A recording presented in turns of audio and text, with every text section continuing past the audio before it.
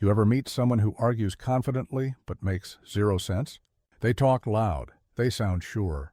They interrupt everyone else like they've got the truth figured out.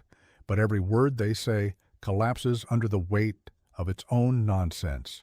And the funny thing is, they don't even see it. They're wrong.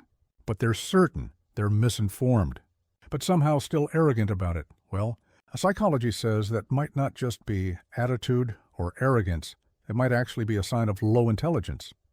Because as strange as it sounds, people who know less often believe they know more. Let's break down the real, science-backed signs of an extremely low IQ, the ones psychologists can recognize in a single conversation. 1. Overconfidence without understanding. This one's classic. Psychologists call it the Dunning-Kruger effect, one of the most fascinating and frustrating biases in human behavior. Here's how it works. When someone lacks skill or knowledge in a certain area, they're often too unaware to even recognize how little they know. Their ignorance hides itself. So instead of feeling uncertain, they feel confident. They think they're smart because they don't know enough to realize what smart actually looks like. You've probably seen it before. The coworker who insists they could run the company better, but can't even manage their own tasks. The friend who swears they know how the world works because they watched one YouTube video. The person who refuses to listen to experts because they believe their gut instinct is more accurate than research, data, and decades of science. That's Dunning-Kruger in full effect. Meanwhile, genuinely intelligent people do the opposite. They doubt themselves. They question their conclusions. They know what they don't know. And that self-awareness makes them cautious, thoughtful, and curious. Ironically, the smartest people often sound less certain, and the least intelligent ones sound absolutely sure. No curiosity or desire to learn. If there's one hallmark of real intelligence, it's curiosity. Smart people can't stand not knowing. They ask why, how, and what if. They get excited by new ideas, even the ones that challenge them. They'll admit, I don't know, but I want to find out. Now compare that with low IQ behavior. People who never ask questions. They avoid anything unfamiliar. They get defensive when exposed to something new because deep down, they fear looking ignorant. Psychologists call this cognitive avoidance, the mental habit of dodging complex or uncomfortable information. They'd rather stay in the small bubble of what they already know, even if it keeps them wrong forever. For them, learning feels like a threat, not an opportunity. It challenges their ego. So they'd rather argue than evolve, and that's the tragedy, because the refusal to learn is what locks them at a low level of intelligence. Smart minds expand. Rigid minds shrink. Curiosity builds intelligence. Ego kills it. 3. Black and white thinking.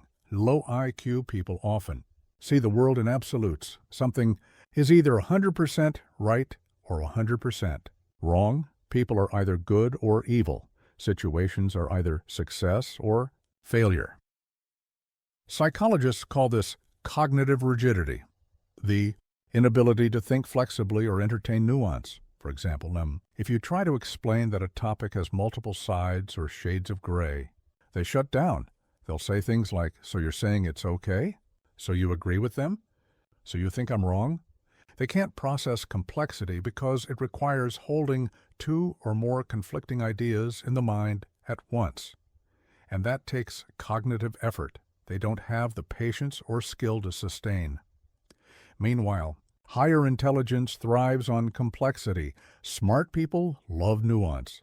They can disagree without hating, explore ideas without needing to win, and adapt their opinions when faced with better evidence. Low intelligence can't do that because for them, certainty feels safer than truth. They cling to simplicity like a shield. 4. Poor emotional control. Studies have consistently shown a link between low IQ and low emotional intelligence, EQ. It's not just about book smarts. It's about how you handle frustration, anger, disappointment, and criticism. Low IQ individuals often react instead of respond. They take everything personally. They get offended easily, lash out quickly, and struggle to calm down once triggered. Why? Because emotional regulation requires perspective, the ability to pause, think, and evaluate the situation logically before acting. And that's a cognitive skill. A smart person hears something upsetting and processes it. They ask, is this worth reacting to? What's really happening here? A low IQ person skips that step entirely. They go straight from emotion to explosion. That's why arguments with them spiral so fast. Logic doesn't work when someone can't regulate their emotions. They're not listening to understand. They're listening to attack. 5. Blaming others constantly. Another classic pattern. People with low IQ rarely take responsibility for their lives. Psychology calls this an external locus of control, the belief that life happens to you, not because of you.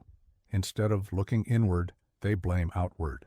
They blame bad luck, bad people, bad timing, bad politics, everything except their own decisions. If they fail, it's someone else's fault. If they succeed, it's pure luck. You'll hear them say things like, I can't catch a break.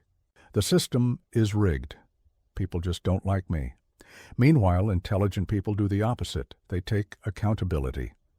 Even when things go wrong, they ask, what could I have done differently? They look for lessons instead of excuses. Because responsibility isn't about guilt, it's about power. The moment you stop blaming others, you take control of your life, and that's something low IQ individuals rarely understand. 6. Can't handle opposing opinions. Low IQ individuals often mistake disagreement for disrespect. They see any challenge to their beliefs as a personal attack. If someone presents a different viewpoint, they don't pause and think. They shut down, yell louder, or insult the person instead. It's not because they're evil. It's because debating requires reasoning, and reasoning takes mental effort. To engage in a real discussion, you have to listen, evaluate evidence, and hold multiple perspectives in mind at once. That's high-level cognitive processing, low IQ. Minds simply don't have the patience or skill for it. That's why they prefer echo chambers, environments where everyone agrees with them, where they can feel right without ever being challenged. In contrast, smart people invite opposing opinions. They see disagreement as a chance to learn something new. They can separate the argument from the person, disagreeing respectfully because they value truth more than pride. 7. Shallow entertainment and thinking patterns. Another subtle sign of low intelligence is an obsession with surface-level stimulation. People with lower cognitive ability often seek constant distraction, gossip, outrage, drama, clickbait, or anything that keeps them emotionally reactive but intellectually passive. They consume information the way children eat candy, fast, impulsively, and without reflection. They rarely go deep because deep thinking feels like work. Meanwhile, intelligent people crave substance. They want ideas, philosophy, depth, complexity, something that makes their brain light up instead of shut down.